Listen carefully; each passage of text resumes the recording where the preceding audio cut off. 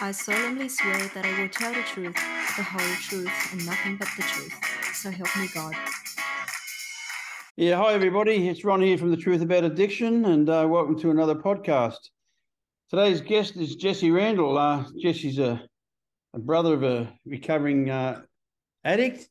He's also a musician, and him and his brother got the band Sailing in Space. And anyone would have seen Dylan on the podcast a while ago talking about his battles with trying to get clean, and he's staying clean now. He's going really well, and I believe the music's getting better. I really do. I believe the music's getting better. I believe as Dylan will get better, the whole family will get better, and the music will get better, you know. So anyway, welcome to The Truth About Addiction, mate. Thank you very much for coming on, Jess. You're a brave boy.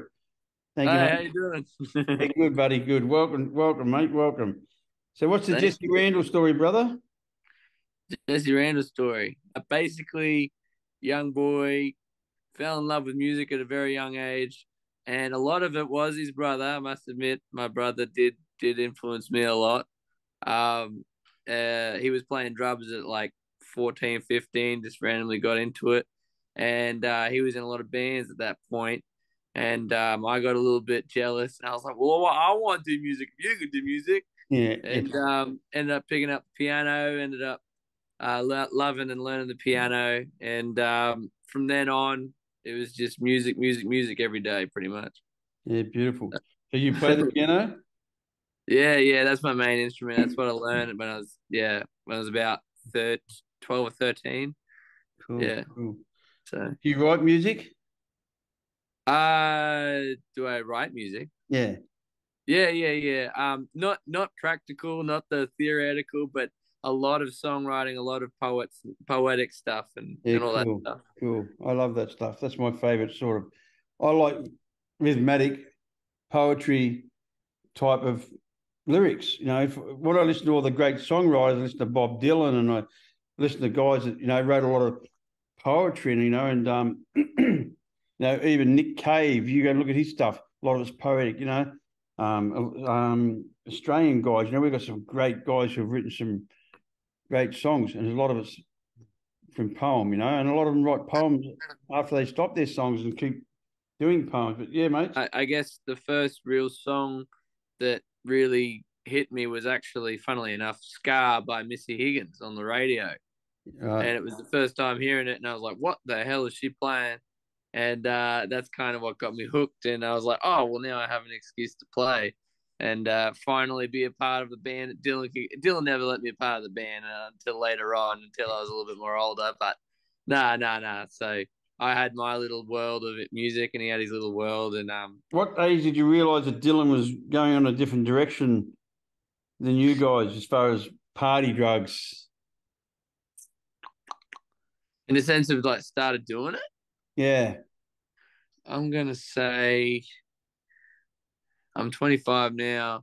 Probably like 3, 4 years ago. Cool. So when I was like 22, 21. Did you use dope with him? Did you and him get on the pipe together and? Oh yeah. Yeah. But Like you'd go home. I think I think I sort of was like the first person to sort of start it every now and again, and then Dylan was like, "Oh, Ooh. what you doing?" And I was like, "Oh, not much. What are you doing?" And then next thing you know, yeah, maybe started together, and then yeah. So from 21. My twin daughters, as I said, I've got twin daughters. One's in recovery, one's not. And they'd go out and party together. And then my eldest daughter, Brooke, she'd go, I've had enough, I'm going home. And Haley'd be like, fuck off, I'm partying. And she'd be gone for 2 or 3 days. I imagine that's what happened with you and Dylan. I was the one that would always want to stay out. We'd be drinking together and stuff, going out, whether it be after like open mic nights or whatever. Just after, yeah, usually gigs at that point as well. And just going out in general. We'd both be out drinking, and like he would be like, all right, I've got heartburn, need to go home now. And I'd be like, oh, all right, can you pick me up later? So he wasn't too reckless at that point. He just wanted to go home and, hit the pipe or whatever. Yeah, right. Did you lose control drinking alcohol and going to blackouts and things like that, or? Oh no, That wasn't you? No, I mean, no. No. I Alcohol's was never your very problem? happy. Happy drunk. Yeah. My eldest daughter says she puts fun into functional. She was a functioning drinker. She goes, I put the fun Yeah. into functioning alcoholic, Dad. Yeah. Yeah. Yeah. No, Cool. yeah, that was the stuff that would just make me go, oh, I want to dance all night. Like I was a dance, like I would go to the clubs and dance and stuff, and yeah, that's really my main thing that I did for ages, and I stopped doing it because yeah, I mean where I was going, which was Ocean Street, ended up getting a lot more shady people because the place called the Helm, which was called Fridays, Yep. closed down. So all the people from there went to Ocean Street, and there was just fights every time I would go, and I'd be like, "Oh, I hate this. I don't want to be part of this." So I'd stop went out and going out and stuff. Did you yourself get into party drugs? No, Yourself? no, Never? touch wood and all that stuff, but no, I was very, very. I don't know. I was like, weeds from like a plant. Yeah, alcohol's everywhere, but all that other stuff is pretty man made. Yeah, it's So chemical shit. Yeah. yeah, so I was never a part of that. I never That's tried any cool. of that stuff. So tell me, my friend, did you go and do Rick's Diner and that out of Palmer? Did you do open mic out there? Oh yeah, very big on that. We our first one was I think actually, funnily enough, three years ago, and ever since then we've wanted to get up back on it. So most Thursdays, most every second Thursday, we'll be playing Rick's Garage in Yeah. Palmwoods. My friend owns it, yeah. Oh really? Yeah, BJ's a buddy of mine. Oh cool. A real good mate, yeah. Well, I mean, they're killing it. That diner is always a good vibe, and it's really, really, really busy all there, all every Thursday and stuff. So They're a yeah, very good family. So good things happen to good people. that's true. It's That's true, man. true.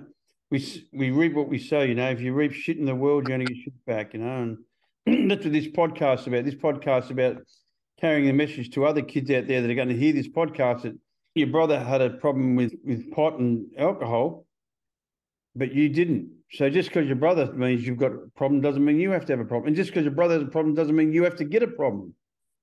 Yeah, Because that's the reality. I think the first time that I was just a bit like, oh, okay, maybe you can cut back was I think 2 years ago. So I'm saying he started like 3 years ago, and it was on like doing it for like a year, and then it became like I'm gonna do this all the time because it's great or whatever, Like Yeah. he was just on that train. And 2 years ago we're playing. It was when it was affecting our playing or his playing, Yep. sorry, and like our actual like gigs that it would become this thing where it's like, okay, you don't need to take one eight, you don't need to have a pipe or whatever like 8:30 at night before about to go on, like you Yep. don't need to do that. And then what would happen is because he was so in the States, he would just not care. And he would be in such a happy, woo, yeah, oh, it's so good. He would be sloppy with his playing. And he's a fantastic bass player, mind you. Yep. Also a fantastic drummer that, one of the best on the coast. Yep. And he, I was like, your skill is getting affected, brother. Like, if you can just cut back, as always, maybe just not do it this time and just see how you go. And he would get antsy. He would get antsy with it. He'd be like, "Oh man, like he would play better, mind you, that he would when he wouldn't do it, Yeah. before a gig. But he would be more, oh, is this all right? Like, oh, I want to make sure that the lighting's okay, or the track's okay. Like he would be more, thinking about all the little stuff. Insecure. Yes, absolutely. More insecure, more uncertain, more afraid. Yes, because very much so. His little mummy's helper was fucking not there with him at the time. So when you first give up any type of drug, you get all insecure and start to second guess yourself and like, oh shit, I remember people saying to me, like I've got some mates who are pretty good musicians. They play some pretty decent bands. I got one of my he's on my podcast, a guy called Rick Grossman. He played with the Divinals, and then he played with the Hoodoo Gurus. He's Oh the bass wow. guitarist. He's a real good mate of mine, and he played bass for Hootie Gurus and the Divinals. Nice. And he could never, he'd never, and he was a heroin addict, but he refused to use before he went on Wow. stage because he was so messy. You know, when he'd use, he'd get so messy. He got kicked out of one of the hardest rock and roll bands in Australia, the Divinals, because he was too messy. Because he started to It's get sloppy. He started to get sloppy, you know. And then another yeah. friend of mine that I did some work with a long time ago is Johnny Colt. He played with the Black Crows. Okay. It's an American band. They're really heavy. They're a heavy rock band. And then he went and played with Leonard Skinner. So Yeah. they're pretty good musos, these guys. And both of them said the dope's ruining my career. I have to stop. You know, and people say, "Oh, I get more creative when I'm stoned." No, you don't. You don't give a fuck when you're stoned. So you miss the part and you don't care. You know, when you're clean and you miss something, it's like, oh, wait a minute, that's not fucking. We don't miss because you That's practice. right. Because you practice. You know, why do you No, think? You that's know, so true. how many days a week do you practice? We try and practice twice a week. We end up practicing once a week, but it's just because of like studio hire and like having a drummer and all that stuff. So, but even when there's no gigs, you know, once a week, Yep. when we can fit it in. So, yeah, we try and practice here and there. You know, keep the webs off, all the cobwebs. So, Yeah, mate. Yeah, cool. It's like anything, you have to practice. If somebody's good at something and you want to be better, you have to practice more than they do. that's it. No, absolutely, Yeah, that's absolutely. life. That's just life in general. You know. Yeah, no, like, yeah, every time we are in practice, we make sure that we, you know, however long it has to take, we'll do it, you know, whatever it takes and everything, and we're very blessed to have such a with I feel like a lot of people might understand this, might not, but if you have a band, right, and you're all on the same page, it makes things a whole lot easier. Yeah. And you know, as much as I am in a band with my family, like being my brother, you know, which don't get me wrong, you can butt heads. It Yeah. just makes the whole process a lot smoother when you're writing, when you're practicing. And we're very blessed, also very happy to have a drummer called Bailey who actually does drumming as his sort of like his main hustle and main hobby, which he loves. So he's always all over it, you know. So it just works really well together. Yeah. Yeah, so it's great. So So yeah. who writes your stuff? Who writes your songs? So myself, Dylan, my brother, and our producer also co-writes. His name's Tim Aitken. He's in a band called Same Time. Go and check them out. They're great. And funnily enough, he's a brother. So he's an older brother of his mate Sam, and they're both in the band Same Time. So Okay. yeah. So we work with brothers from another mother. With our writing. So Dylan's the lyrical genius, I must admit. So a lot of those great lyrics that you hear, which I call them great because, you know, I think he's great at writing lyrics for the songs that we've released. That's Dylan, 100%. Yeah. I'm the melody man. I make the melodies, and Tim sort of just brings it all together and puts in some. He's kind of like the synthesizer slash. I don't know. He's a great producer. He's a bit of everything. He puts in what he puts in, and it works very well. So we're very happy to have him. The last song you put out. Yes, breather. Breather. That's my favorite song. Ah, thank you. No, I like that that's a song. recent I like single. that. It's a Yeah. little bit different than what you usually do. Yes. I think it's a winner. That's coming from an old guy, you know, who hasn't dropped an ecstasy for 152 years, but, you know, I really enjoyed that song. I think it's a really nice song. I do.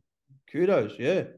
Thank you very much. That was yeah, that was Tim and I's doing, and funnily enough, Dylan was away at that point, so I was like, you know what, I could do this without you. As a bit of like a stubborn thing, and mind you, we were struggling in the studio for like I think like an hour, and we couldn't come up with anything, and then just God or the universe, whatever you like to call it, and you talk to any of the songwriters in the world, they'll tell you, oh, it just sort of fell on my lap. It's really easy.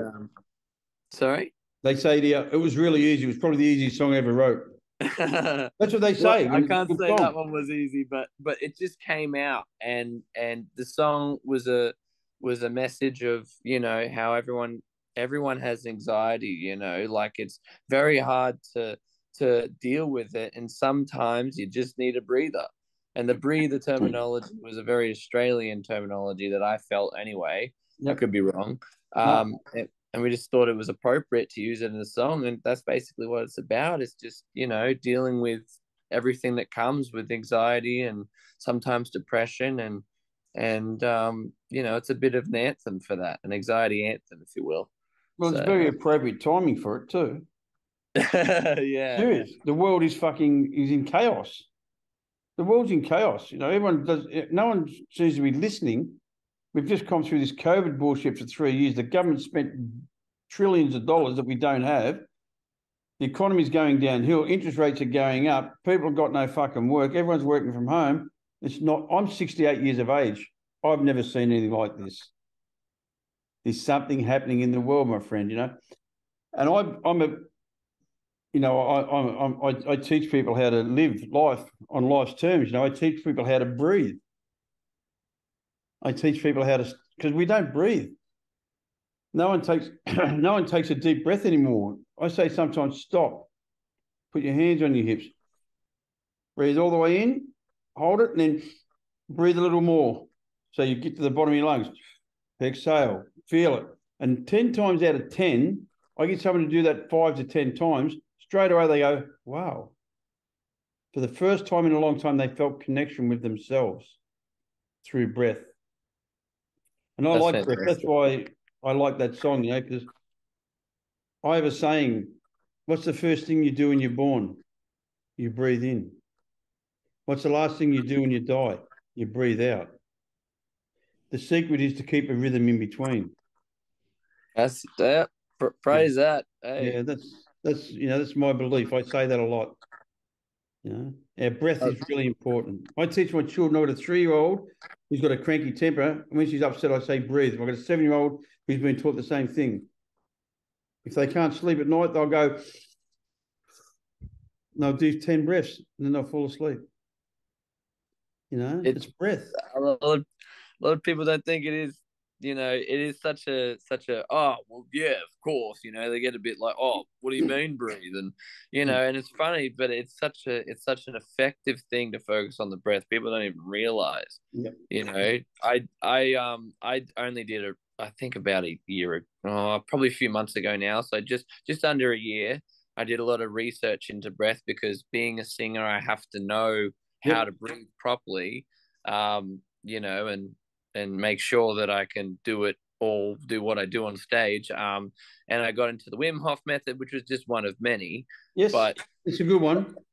I mean, even just in singing lessons, you get taught how to breathe properly, which is in through your nose, out through your belly.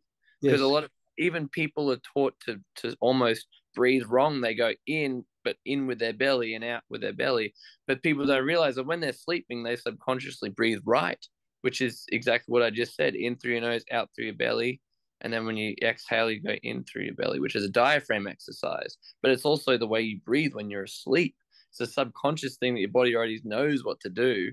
Exactly. And it's what are you doing while you're sleeping? You're relaxed. You're in a state of mind that, so I feel like you're completely onto something there, and it's just such a minuscule but very effective thing.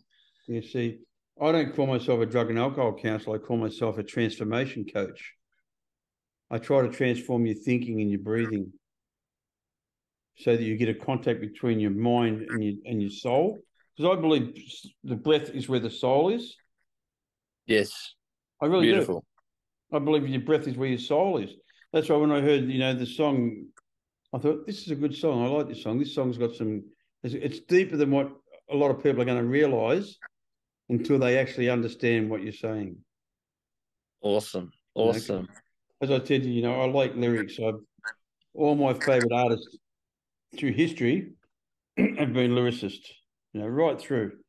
Guys that you probably may not have heard of, but there's a guy called Leonard Cohen, a brilliant songwriter. You should get some of his stuff and listen to it. If I find you got a CD player, no, you don't I have got you. phone. I mean, No, I'm the new gen. I'm sorry. I used to have a CD player. I used to play the shit out of a lot of stuff, but yeah. nah. You going? I'm going to give you a list when we finish off here later of people to go and listen to. There's a guy called Frank Okay, Zappa okay, that'll blow your mind. okay. These guys are old school, Rodriguez. I've I heard own, that name. yeah, I own a company called Sugarman Classics. He sang a song called Sugarman. Won't you bring back the colours to my dream? It's about a drug dealer. But he was writing songs in the 70s about corruption and, drugs and prostitution, the same as what we're going through today. 50 Yeah, years yeah. later, you could write those lyrics today and they'd be valid for today. He was such a visionary, you know what I mean? Like, he was a wonderful, wonderful musician and songwriter and poet. And he still lives in a little one-bedroom apartment. He got ripped off by his managers. He did it. It's a thing called Finding Rodriguez. Go on to Google and Google it up, and I'll show you a movie about him. He didn't know that he was famous. In Australia and South Africa, he was really famous. In America, he was a Mexican, so no one liked him. And they made all this money, and they never gave it to him. They ripped him off.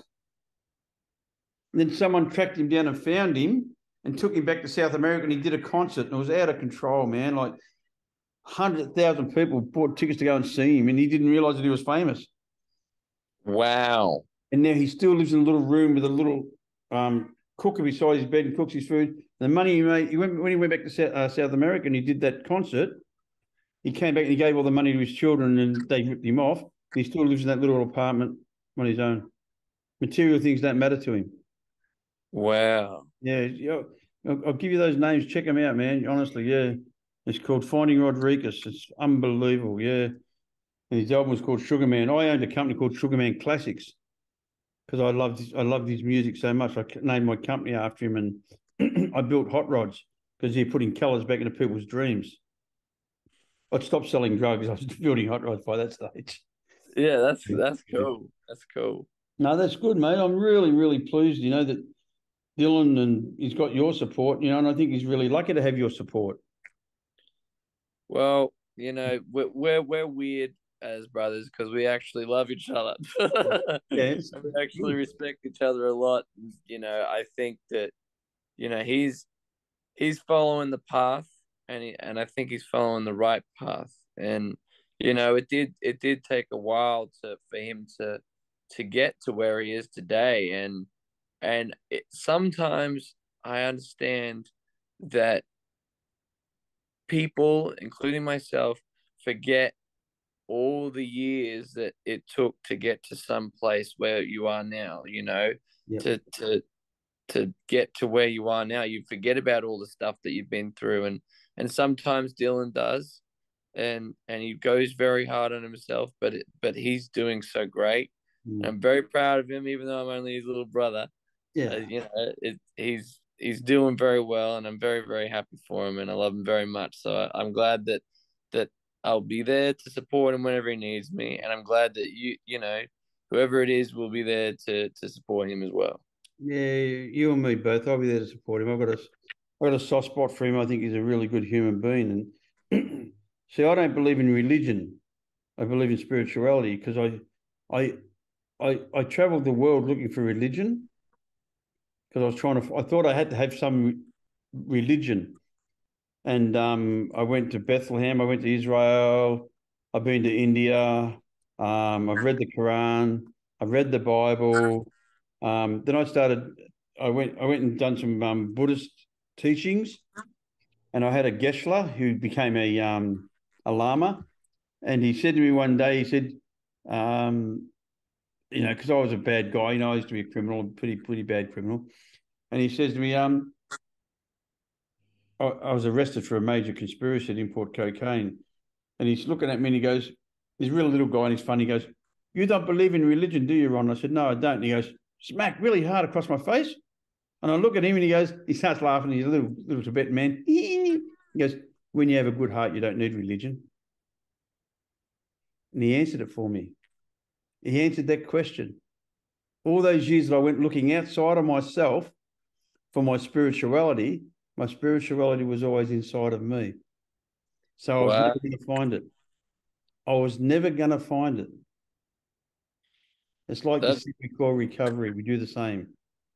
We look for things outside of ourselves to make us feel better, drugs and alcohol and women and whatever, when all we have to really do is look inside, get our breath right, and be grateful for what we've got, and look at what we have, and don't look at what we haven't got.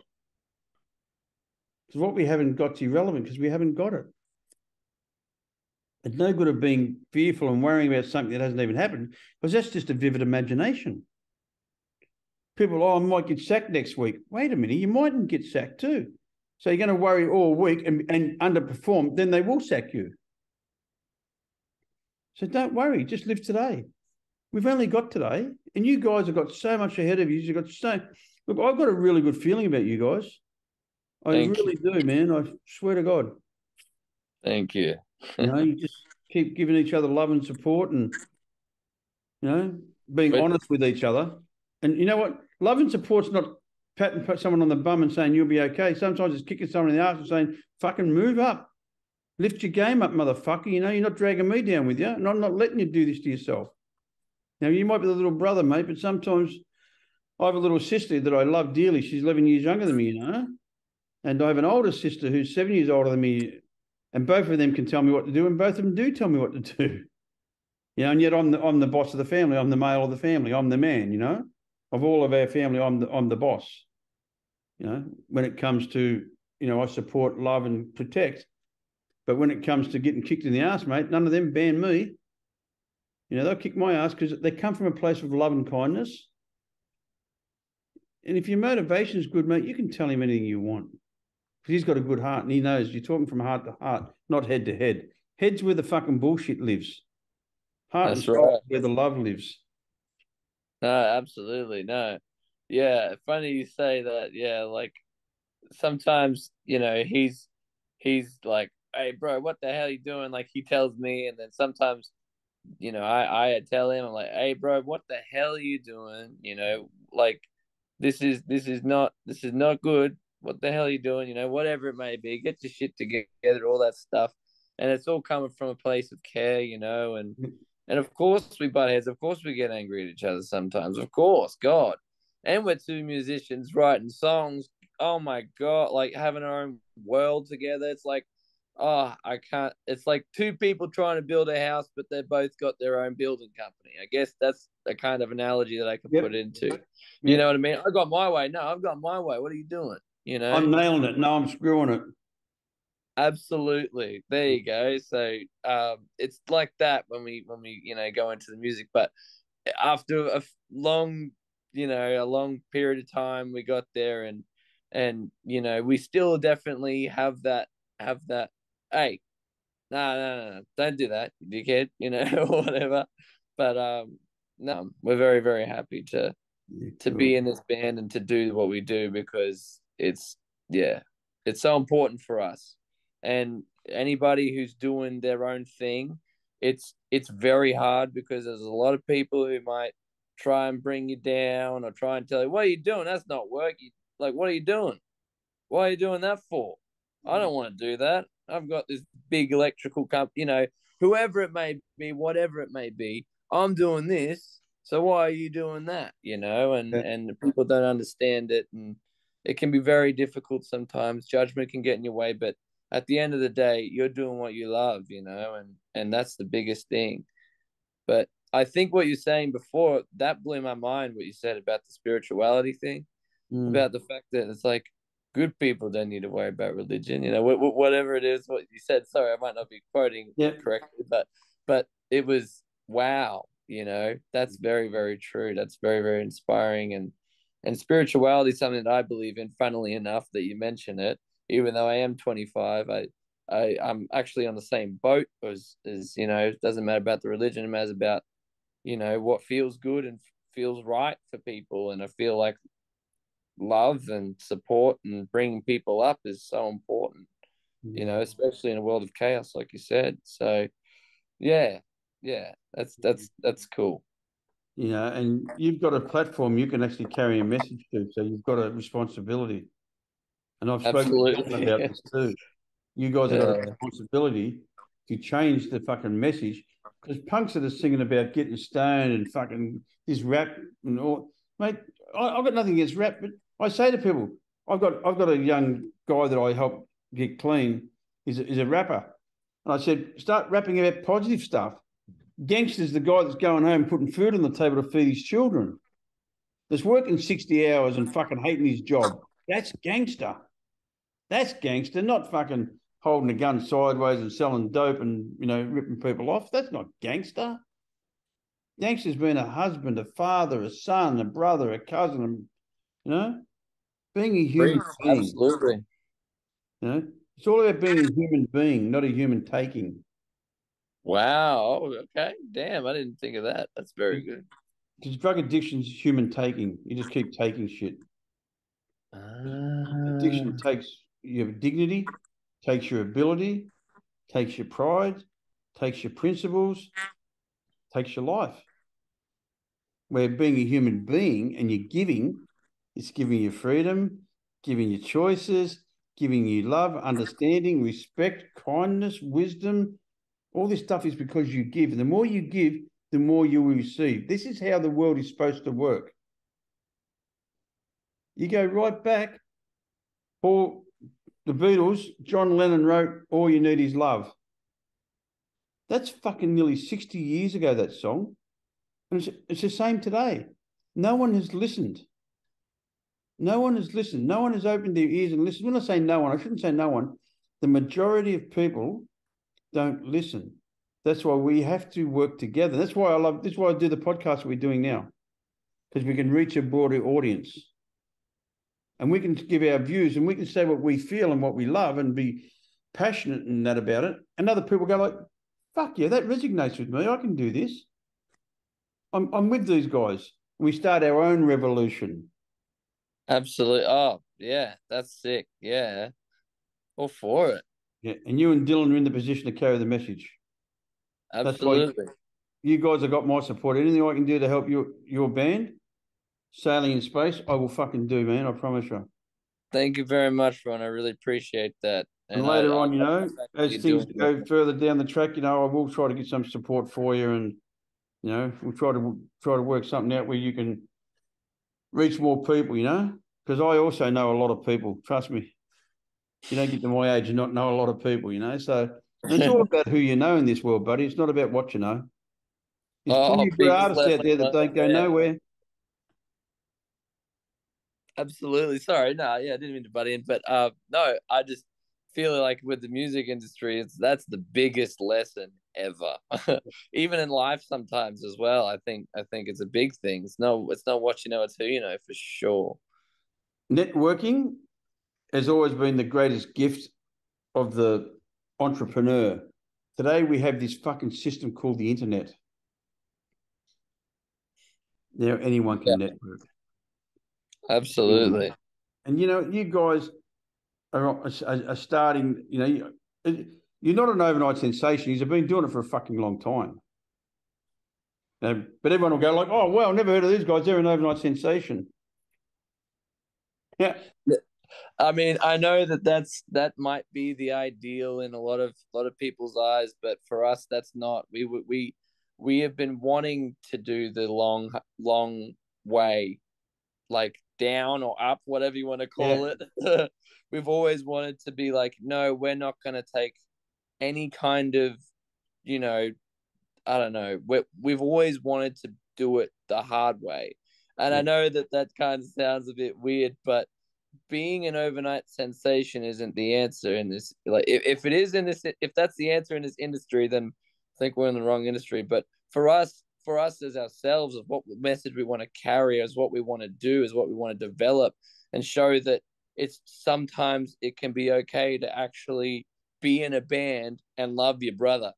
Yeah. And be actually nice to people. At every show, I'm making sure that everyone is fully.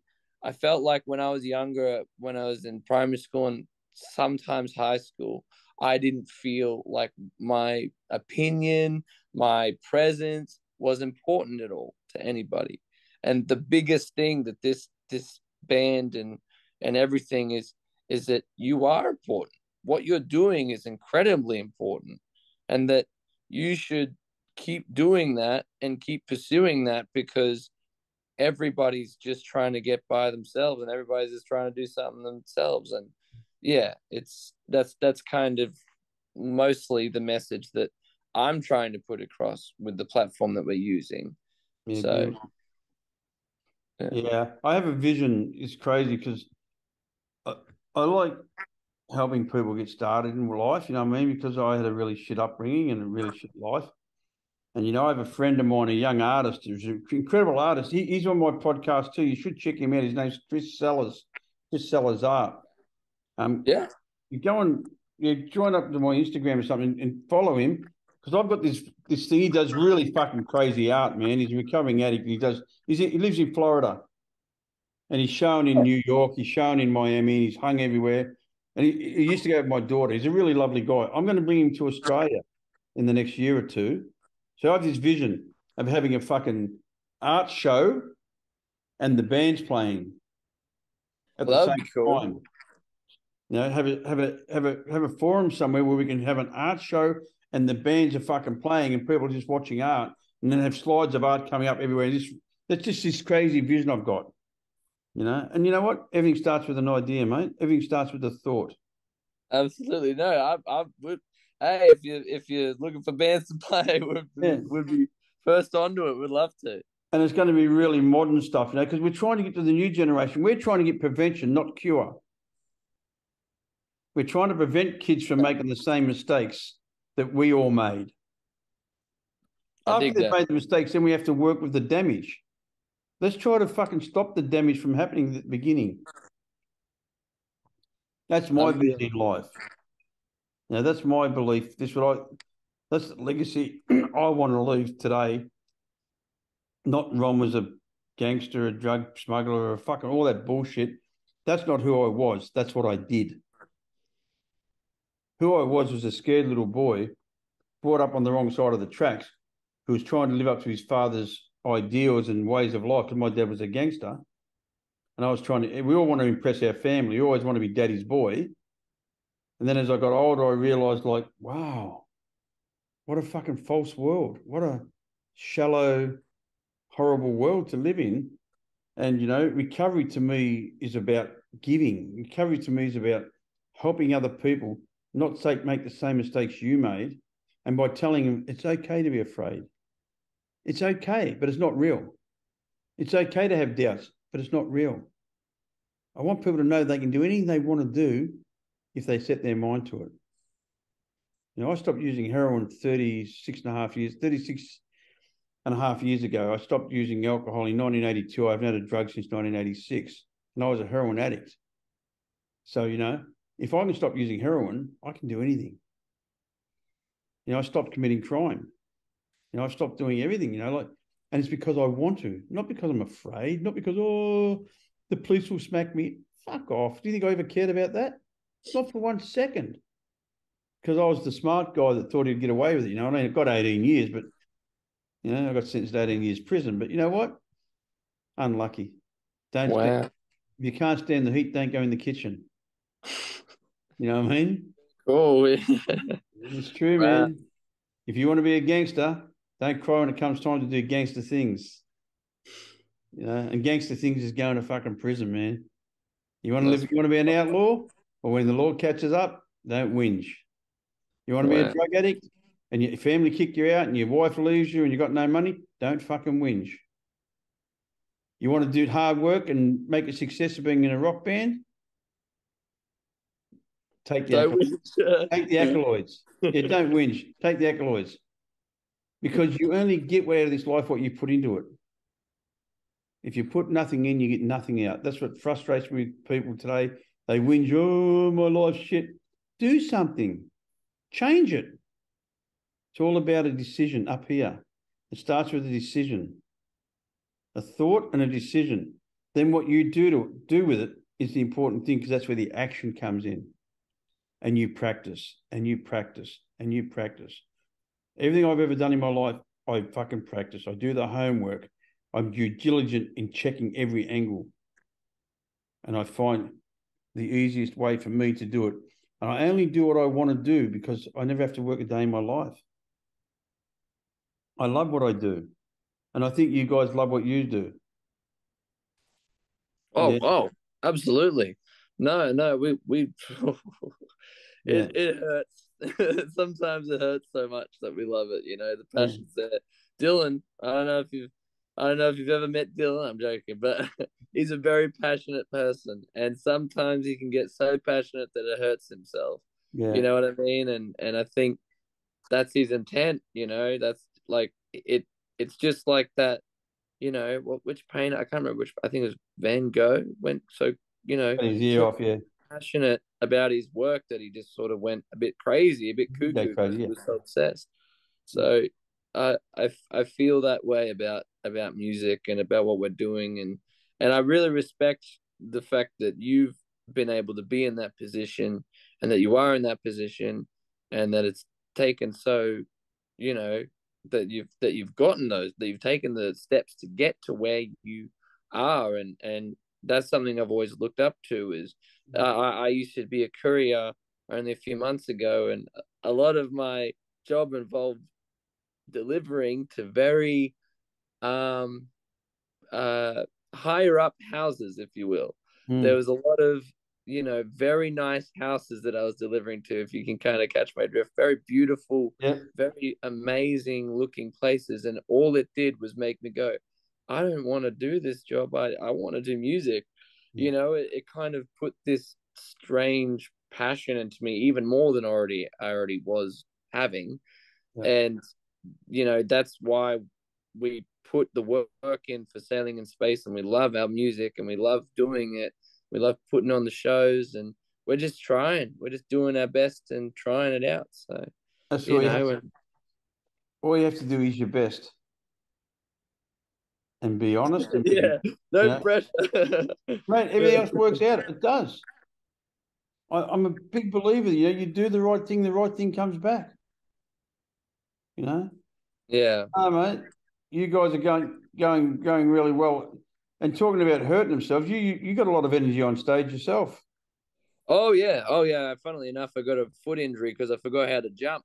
It was just after COVID was like calming down, and we were able to basically perform properly on stage, and Yeah. everyone was able to sort of stand up instead of sit down. We were actually ones sitting down for a little while on stage because of some very blurred rules, as you know, during COVID. Yeah. And we finally got this, open mic, big deal for us anyway, at Soul Bar.